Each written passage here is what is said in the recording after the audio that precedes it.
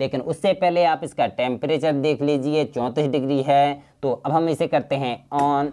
तो आप देख सकते हो कि हमारी एसी चालू हो चुकी है। तो अब हम इसे थोड़ी देर के लिए ऐसे ही छोड़ देते हैं और देखते हैं कि हमारी एसी कितनी डिग्री तक टेम्परेचर को कम कर पाती है।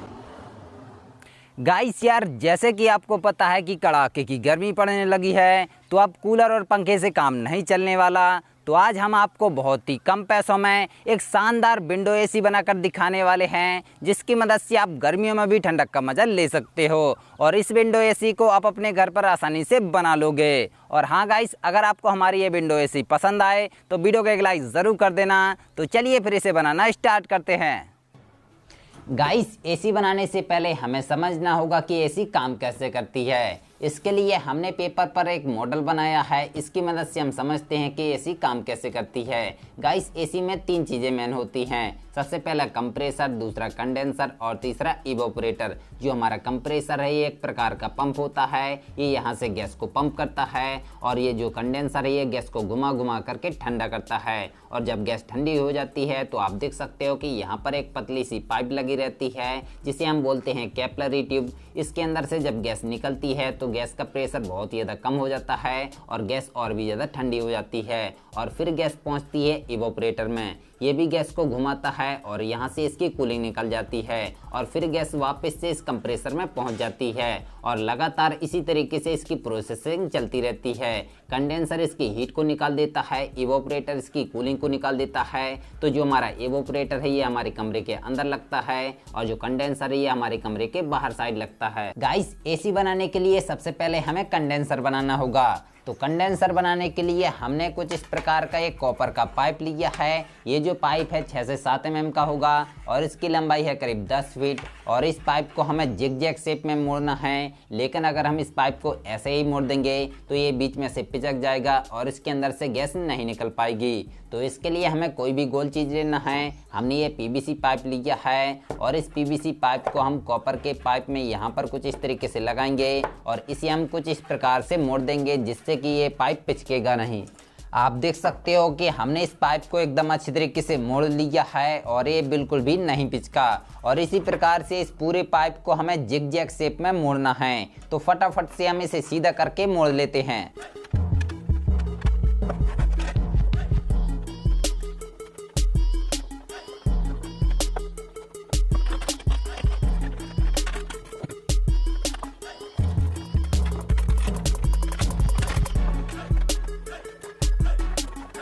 गाइस, आप देख सकते हो कि हमने इस पाइप को कुछ इस प्रकार से जिग-जैग शेप में मोड़ लिया है। और अब इसके बाद हमें लेना है एक एल्युमिनियम का तार और इस तार को पाइप के ऊपर कुछ इस प्रकार से लपेट देना है। इससे क्या होगा कि जो हमारी गैस की हीटिंग है ये अपने अंदर खींच लेगा और गैस को जल्दी जल्दी ठंडा करेगा। तो इसे हम फटाफट से लपेट लेते हैं।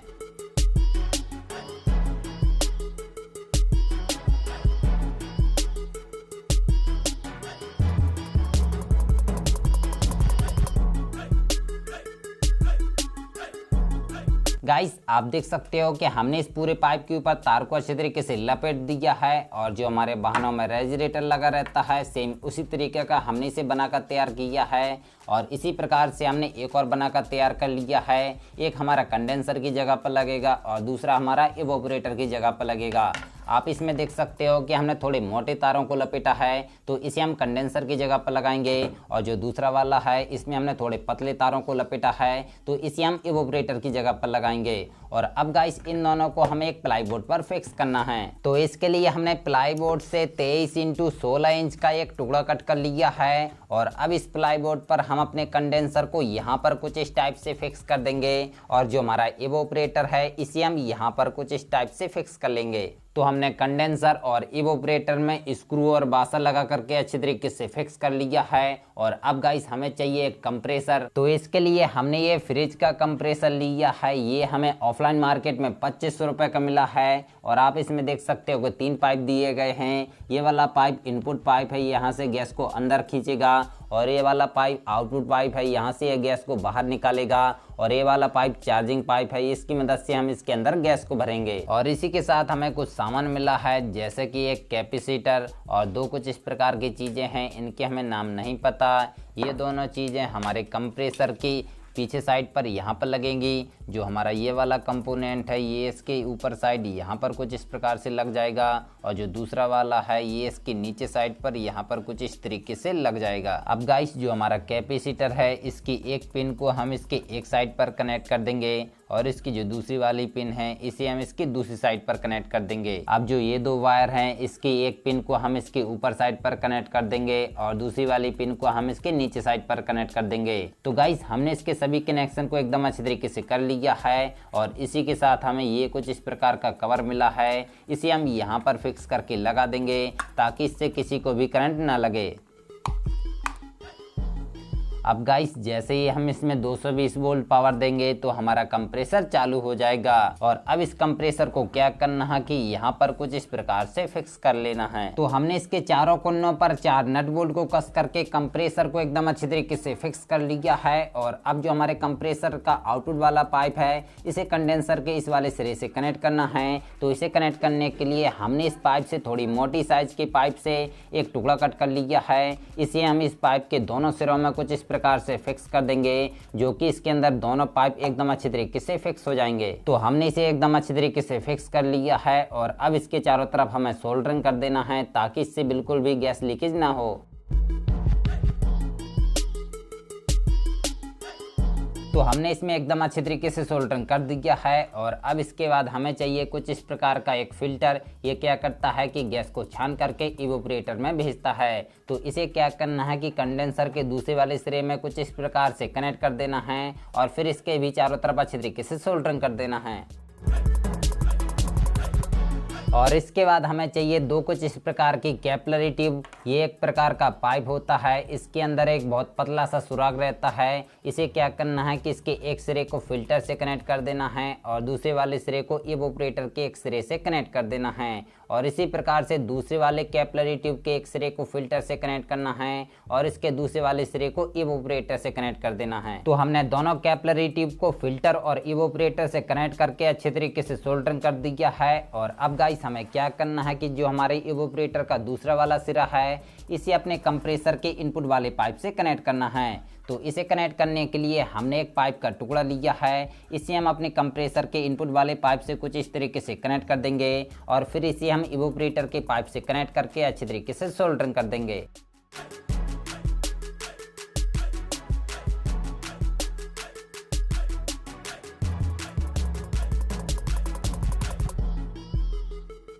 और अब इसके बाद हमें चाहिए कुछ इस प्रकार का एक चार्जिंग वाल। इसे क्या करना है कि अपने कंप्रेसर के चार्जिंग वाले पाइप से कनेक्ट करके सोल्डरिंग कर देना है।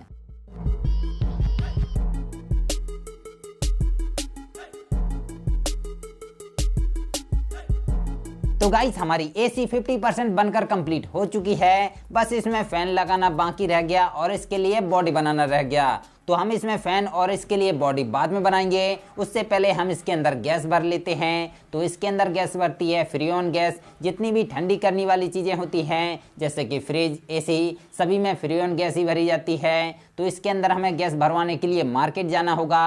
तो चलिए फिर हम मार्केट चलते हैं।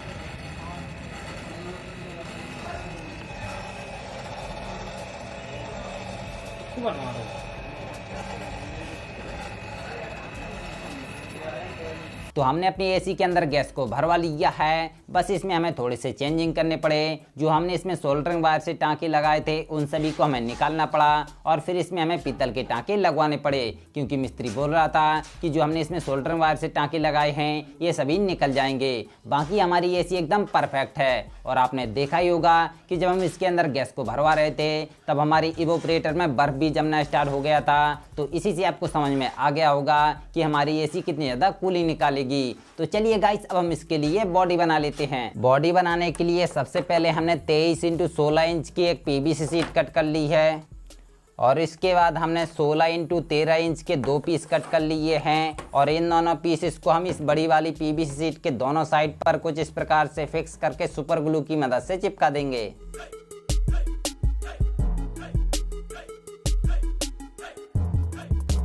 और अब इसके आगे साइड के लिए हमने पीवीसी शीट को कुछ इस प्रकार से जालीनुमा कट किया है। यहाँ से हमारी एसी के अंदर गर्म हवा जाएगी और यहाँ से ठंडी होकर के निकलेगी। और ये हमने टेम्परेचर मीटर के लिए होल किया है और यहाँ पर हमने एक स्विच के लिए भी होल किया है। अब इसे हम इसके आगे साइड पर कुछ इस प्रकार से फिक्स कर देंगे और फिर इसके चारों तरफ सुपर ग्लू लगा करके अच्छे से चिपका देंगे।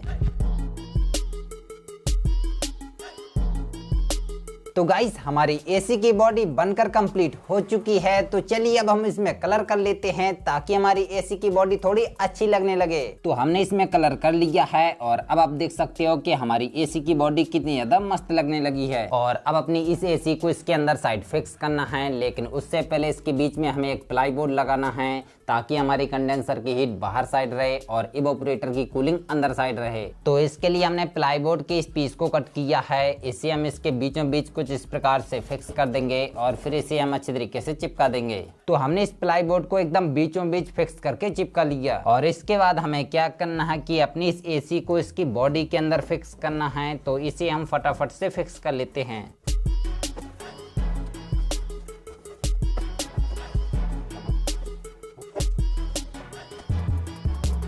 तो हमने एसी को इसमें एकदम अच्छे तरीके से फिक्स कर लिया है। और आपको फिक्स करते समय एक चीज़ का ध्यान रखना है कि जो हमारा इवोपरेटर है ये आगे की साइड इस जाली के सेंटर में रहना चाहिए और जो हमारा कंडेंसर है पीछे की साइड रहना चाहिए। गाइस जब हम अपनी एसी को ऑन करते हैं तो हमारा कंडेंसर काफ़ी ज़्यादा हीट होता है। तो इसकी हीट को निकालने के लिए इसके आगे साइड पर हमें एक फ़ैन लगाना होगा। तो इसके लिए हमने एक 555 डीसी मोटर को लिया है और इसमें हमने एक प्रोपेलर को लगाया है। और इस मोटर को कंडेंसर के आगे साइड कुछ इस प्रकार से लगाना है ताकि इसकी हीट पीछे की साइड से निकलती रहे।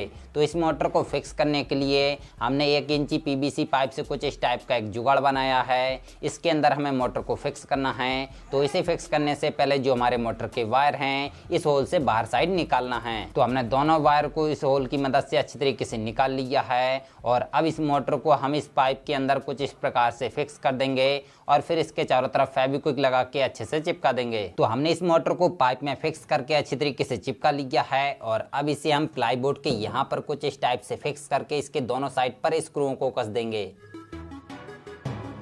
तो हमने इस मोटर को एकदम अच्छे तरीके से फिक्स कर लिया है। और अब गाइस जो हमारा इवोपरेटर है इसके यहाँ पर भी हमें एक फ़ैन लगाना होगा ताकि इसकी कूलिंग आगे की साइड निकाल सके।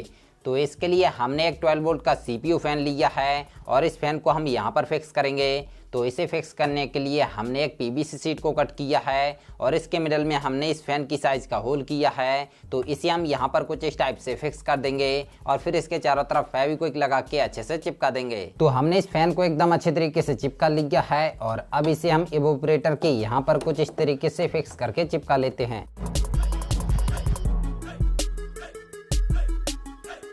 और अब गाइस हमने 2 ब्लू कलर की एलईडी को लिया है और इन दोनों को हम यहाँ पर फिक्स करके चिपका लेते हैं।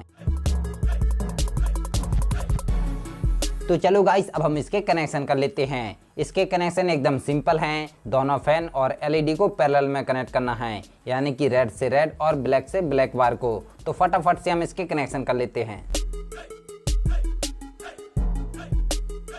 तो हमने दोनों फ़ैन और एलईडी के कनेक्शन कर लिए, लेकिन इसमें एक प्रॉब्लम है कि जो हमारे फ़ैन और एलईडी हैं ये 12 वोल्ट पर चलते हैं और जो हमारे एसी है 220 वोल्ट लाइट पर चलती है। तो इसके लिए हमें कुछ इस प्रकार की पावर सप्लाई को लेना है। ये आपको मार्केट में 220 से 250 रुपये में आसानी से मिल जाएगी। और इसके जो ये 2 पॉइंट है ये 220 वोल्ट इनपुट के लिए हैं और इसके जो ये 2 पॉइंट है ये 12 वोल्ट आउटपुट के लिए हैं। इसका जो ये वाला पॉइंट है ये पॉजिटिव है और ये वाला नेगेटिव है। तो हम पॉजिटिव से रेड और नेगेटिव से ब्लैक वायर को कनेक्ट कर देंगे। और अब इसके बाद हमें 2 वायर लेना है और इन दोनों वायर को पावर सप्लाई के 220 वोल्ट इनपुट वाले दोनों पॉइंट से कनेक्ट कर देना है। और अब इसके बाद हमें क्या करना है कि इन दोनों वायर को कंप्रेसर के दोनों वायर से कनेक्ट कर देना है। और अब गाइस हमने 2 और वायर लिए हैं और ये दोनों वायर हमारे मेन लाइन के वायर हैं। तो तो आपको थोड़ी अच्छी क्वालिटी के वायर लेना है, नहीं तो ये जल जाएंगे। और इन दोनों वायर में से किसी भी एक वायर को कंप्रेसर और पावर सप्लाई के इस वाले वायर से कनेक्ट कर देना है, और जो हमारे मेन लाइन का दूसरा वाला वायर है और कंप्रेसर और पावर सप्लाई का दूसरा वाला वायर है, इन दोनों में हमें एक स्विच लगाना है ताकि हम अपनी एसी को ऑन ऑफ कर सकें। तो हम स्विच को अपनी एसी के आगे साइड लगाएंगे। तो इसमें हमने पहले एक वायर को कनेक्ट कर लिया था, तो इन दोनों वायर को हम स्विच के इस वाले होल से कुछ इस तरीके से बाहर की साइड निकाल लेंगे। तो हमने दोनों वायर को इस होल से बाहर की साइड निकाल लिया, और अब इसके बाद हमने कुछ इस टाइप का एक स्विच लिया और इसकी दोनों लेग से इन दोनों वायर को सोल्डरिंग कर देंगे। और अब इस स्विच को हम यहाँ पर फिक्स कर देंगे, और इसके बाद हम एक टेम्परेचर मीटर लेंगे और इसे हम यहाँ पर फिक्स करके लगा देंगे। इससे क्या होगा कि हमें पता चलता रहेगा कि हमारी एसी कितनी कूलिंग निकाल रही है। तो गाइस, हमने इसके सभी कनेक्शन को एकदम अच्छी तरीके से कर लिया है, और जहाँ पर हमने वायर को कनेक्ट किए थे ये वायर अभी भी निकले हुए हैं, तो इसमें हम टेपिंग कर लेते हैं ताकि शॉर्ट सर्किट ना हो।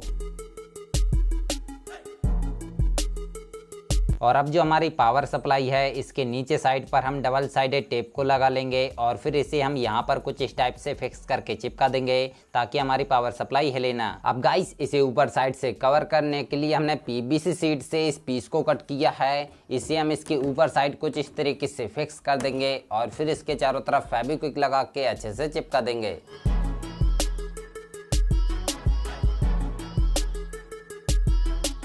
तो गाइस, हमारी एसी बनकर कंप्लीट हो चुकी है, और आप इसकी लुक देख सकते हो कितनी एकदम मस्त लग रही है, एकदम मार्केट की एसी की तरह ही दिख रही है। तो चलिए अब हम इसकी टेस्टिंग देख लेते हैं। तो इसका जो प्लग है इसे हम लगा देंगे लाइट वाले बोर्ड में, और अब हम जैसे ही इसके स्विच को ऑन करेंगे तो हमारी एसी चालू हो जाएगी। लेकिन उससे पहले आप इसका टेम्परेचर देख लीजिए, 34 डिग्री है। तो अब हम इसे करते हैं ऑन। तो आप देख सकते हो कि हमारी एसी चालू हो चुकी है, और इसके अंदर जो ब्लू लाइट जल रही है इससे हमारी एसी देखने में और भी ज़्यादा मस्त लग रही है। तो अब हम इसे थोड़ी देर के लिए ऐसे ही छोड़ देते हैं और देखते हैं कि हमारी एसी कितनी डिग्री तक टेम्परेचर को कम कर पाती है।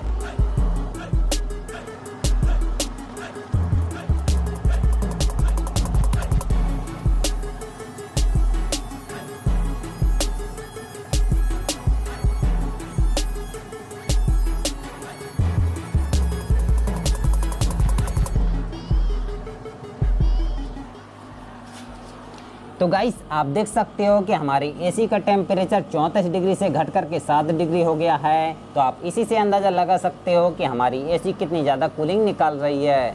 और गाइस, जो हमारे टेम्परेचर मीटर का सेंसर है इसे हमने इवोपरेटर से बिल्कुल भी टच नहीं किया है। अगर हम इसके सेंसर को इवोपरेटर से टच कर देते तो इसका टेम्परेचर माइनस में पहुंच जाता, क्योंकि हमारे पूरे इवोपरेटर में बर्फ़ जम चुकी है। शायद आपको कैमरे में अच्छे से समझ में नहीं आ रहा होगा, लेकिन हमारे पूरे इवोपरेटर में बर्फ़ जम चुकी है। तो गाइस, हमारी ये विंडो एसी आपके कमरे को मात्र 1 से 2 घंटे में एकदम मस्त तरीके से ठंडा कर देगी। लेकिन गाइस, इस विंडो एसी को अपने कमरे में ऐसे ही नहीं रखना है, क्योंकि जितना ये आगे साइड से कूलिंग निकालती है उतना ही ये पीछे साइड से हीट भी निकालती है।